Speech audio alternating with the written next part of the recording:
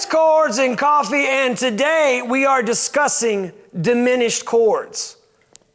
No, friend, you need to tune into this. Do not tune off the diminished chords. I promise you, this lesson, not only is this going to be really cool and enhance your playing, you're going to sound like a boss level guitar player as soon as you get this in your hands, but diminished chords are not scary. They're super easy. And in fact, I'm going to show you a few different flavors of diminished chords, a few different applications. And specifically, I want to show you how to use this kind of diminished approach in a blues. And I picked this up from a wonderful Instagram post from Tim Lurch. If you don't follow him on Instagram, Tim Lurch is an amazing guitar player, kind of from that Ted Green camp. But he can play a lot of different styles. He's an awesome guitar player, and I'll show you this thing that I learned from a video that he put out. But also, it's a way of thinking about diminished chords. So without further ado, probably the first diminished chord that you ever saw, if you're like me, was this guy right here. But I don't want to start with that. I want to start with something simpler. Okay, I want to start with this. We're going to do a B diminished. We'll circle back around to that other dude here in just a second. But index finger on the A string of the 2nd fret, middle finger on the 3rd fret of the D, pinky is going to be on the 4th fret of the G, and then ring finger is going to be on the 3rd fret of the B. That is a B diminished. Diminished chords come in a few different flavors. There is fully diminished, like what I just gave you, which you have a root, you have a flat 3, and you got a flat 5. And then there's this half diminished or minor 7 flat 5. And if you've been watching Chords and Coffee for a little bit, you know we've talked about that at length. We're going to talk about it again. And then there's this diminished 7. And there's a lot of cool things you can do with that. So, this first chord, good old diminished chord. Now what's cool about this, it's a symmetrical chord. So what does that mean? Well, that means I can move it around that any one of these notes can be the root note. So this B, this F, and this D right here, if all of a sudden I move this whole sheboing up to the 5th fret, this is D diminished, right? And then if I move this whole sheboing up to the 8th fret, right, and what I mean by 8th fret is my index finger's on the 8th fret, my index finger's on the 5th fret. Listen, right? It's almost like I'm doing inversions of those, but I'm just moving it around because it's just those same 3 notes over and over again, right? Now, if you're listening to that going, that doesn't sound pretty. Well, hold on, friend. Hold on. Beauty is in the transition between tension and release, and diminished chords offer you this wonderful tension-building moment. It's in so many different songs. I remember my mom had an old song book, and there was stuff in there like Sometimes I Feel Like a Motherless Child, and some other things I remember that had diminished chords in it. It was like this shape. But the first time I remember learning a song where it's like, man, I gotta know that shape was from Eric Clapton Unplugged. Here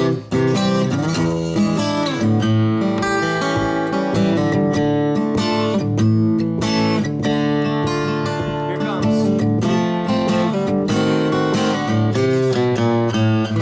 After that F, that song is Nobody Knows You When You're Down and Out. So that F sharp diminished shape there. That was like the first actual diminished shape I learned. And what was really cool with that, it's actually diminished 7. And any one of those notes I can move around. And it sounds like I'm just doing inversions of it, but I'm just moving it to the different notes along the fretboard. Does that make sense? Let's get there. Minor 7 flat 5. If you've missed Chords and Coffees where we talked about this, or this half diminished shape, let me give this to you. This is super great. So remember this shape that we just did? We're just going to take this B and we're going to go and add the flat 7 to it. So you're going to have your index finger on the 2nd fret of the A, ring finger on the 3rd fret of the D, middle finger 2nd fret of the A, and then, or of the G, excuse me, on the A note, and then your pinky on the 3rd fret of the B. That's a B minor 7 flat 5. Another shape for that would be right up here. I mean, like we've talked about before, it's really just a D minor with B in the bass. But it's this really beautiful diminished sequence where you can approach another chord. Stay with me, we'll get to that in just a second. In the meantime, here's this shape. It's gonna be middle finger on the 7th fret of the low E, skipping the A, ring finger on the 7th fret of a D, pinky on the 7th fret of a G, index finger on the 6th fret of the B. And here's one more just for fun. This one, I mean, this is basically just a G9 with no G in the bass. Index finger is going to be on the 7th or excuse me, 9th fret of the D, and then you're gonna lay your ring finger on the G, B, and high E. So that's a B minor 7 flat 5. I think that's way prettier, but now check out this guy here. So this, now to make a diminished 7, we're gonna get to application in just a second, stay with me. Middle finger is gonna be on the 2nd fret of the A. Ring finger is gonna be on the 3rd fret of the D. Index finger is gonna be on the 1st fret of the G. And then pinky is gonna be on the 3rd fret of the B. So not only do you have a flat 7, you got a flat, flat 7. That's a double flat 7. Who knew of such a thing? Listen to that. That's one way to do it. Here's the other way to do it, which I just showed you, and that nobody knows you're down and out, but we're gonna slide it up to here. Whenever you do that, it instantly invokes Bugs Bunny cartoons. Right? Somebody raising their eyebrows. What? Right? Pinky's gonna be on the 7th fret of the high E. Middle's gonna be on the 6th fret of the B. Ring's gonna be on the 7th fret of the G, and then index is gonna be on the 6th fret of the D. Literally the exact same shape as the B minor 7 flat 5, just scooted over to the next set of strings. And slid up here. One more. Middle finger, 7th fret of the low E. Skipping the A, index finger is gonna lay across the D, the G, and the B. And then your ring finger is gonna lay on the 7th fret, the D, the G, the B of the 6th fret, sorry. Index finger's on the 6th fret on the D, the G, and the B. And then your ring finger is gonna lay on the 7th fret of the G. Now, at this point, you're like, Nate, that's a whole lot of chaos and confusion. This is where it gets awesome. So, hey friends, I wanted to tell you first, I have limited availability for private lessons, either here in the store at Palen Music in Springfield, Missouri, or via Zoom online. If you're interested in that, give us a call at 417-882-7000. That's 417-882-7000. Or just shoot me an email at natewhite, NATEWHITE at palenmusic.com. I would love to help everybody I can, but the truth is I have limited availability. So get a hold of me as soon as you can. First come, first serve. Look forward to hearing from you soon. I'm gonna reference old Tim Lurch here. I'm gonna show you this really cool blues thing that I got off of him. Thank you, Tim. You're an amazing guitar player, if you're watching this. So let's take a blues name. Here's what's really cool about this whole diminished concept. Because you can move these shapes around, right? Like I just showed you just a second ago when we did this. If we go back to this, let's just take this half diminished thing here on this B, or excuse me, diminished 7. Let's take this diminished 7 shape here that I just showed you, right? I can move this shape where my index or my middle finger's on the 2nd fret here, the A. If I move this B up to D, keep the same shape. If I move this D up to F, keep the same shape.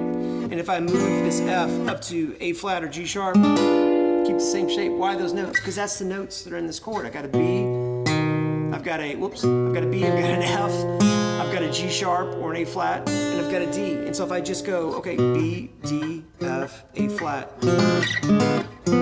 Well, how is that helpful? Here it comes. Let's take like an A7, you know this chord. Index finger laying right across the 5th fret, straight across. I'm gonna build an E7 underneath it. So I'm gonna have my ring finger on the 7th fret of the A. The D is being held down by my human capo index finger, and then my middle finger is gonna be on the 6th fret of the G. What would happen if I went...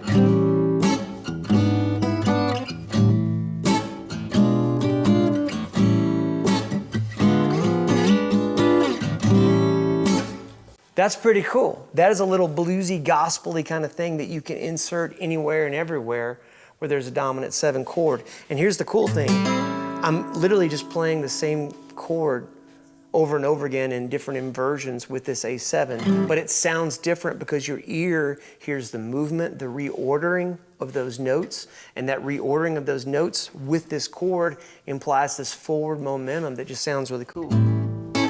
And by the way, so when I do this A7, I go back to this A flat or G sharp diminished 7. I'm putting my pinky right here. So middle finger on the 4th fret of the low E, skipping the A. Index finger is going to lay across the D, the G, and the B on the 3rd fret, and then the ring finger is going to be on the 4th fret of the G. And I'm going to, on that B string, I'm going to hit that note that my index finger is accomplishing right there by laying across, and my pinky's going to go. So, and the resolution is back to that A7 chord. And then I'm going to do the exact same thing on this B diminished with my pinky. Now, if I want to get kind of fancy, and sometimes I do,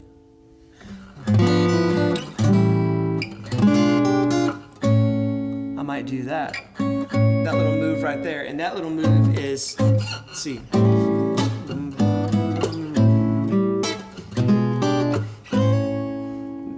it almost has kind of the emphasis of the octave kind of gives it kind of a little Wes Montgomery moment there. Index finger straight across the 5th fret, middle finger on the 6th fret of the G, and then my pinky is clear up here making this octave for the C sharp on the 9th fret of the high E. And then on this part I'm going to go, and all that is that D diminished 7 shape, F diminished 7 shape, A flat diminished 7 shape, back to A7. Isn't that interesting? But here's where it gets wild. The same diminished shapes that you're using to resolve to that chord, I could use to resolve, and I got a sheet of paper here to keep me honest on this, I could use to resolve to a whole other chord sequence, because this B diminished sounds good going to that A, but it also sounds good going to C minor. All of a sudden your ear just kind of flipped a little bit, right? Listen to this.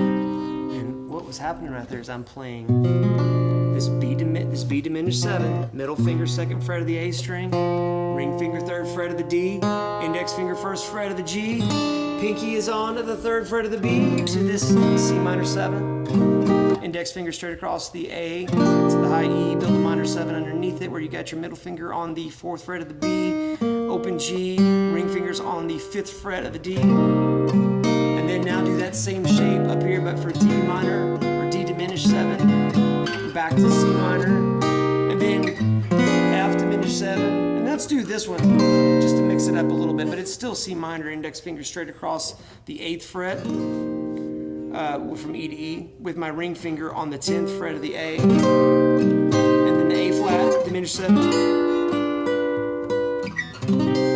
Isn't that interesting? Now here's what's cool is that any of those chords, the B diminished 7, a half step away is a minor, it'll resolve to that. Just like on this D, a half step away is E flat minor.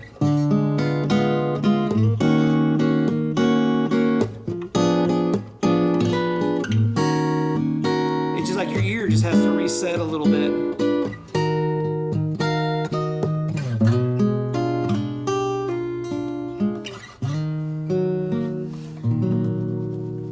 That's pretty cool, right? There's something about how the tension, and it's extreme in the diminished. It's like every note is seeking resolution. So try that. Take that diminished sequence, and any half step away, whether it's B to C or D to E flat minor, or even this F diminished to this F sharp minor, all that same stuff still works. Isn't that wild? I love things like this because what that does is, whether you're playing Blame It All on My Roots, I Showed Up in Boots, and if you want to have kind of a quick little moment where you have like you might lose the gig if you do that, but it's there and available. Use discernment. Diminish responsibly. So to that end, if you have questions about this, man, your questions, they fuel and feed the fire of Chords and Coffee that we're brewing up for you every Saturday morning, 9 a.m. Central Time. You know, friends, we're living life the best we can with a guitar in our hand.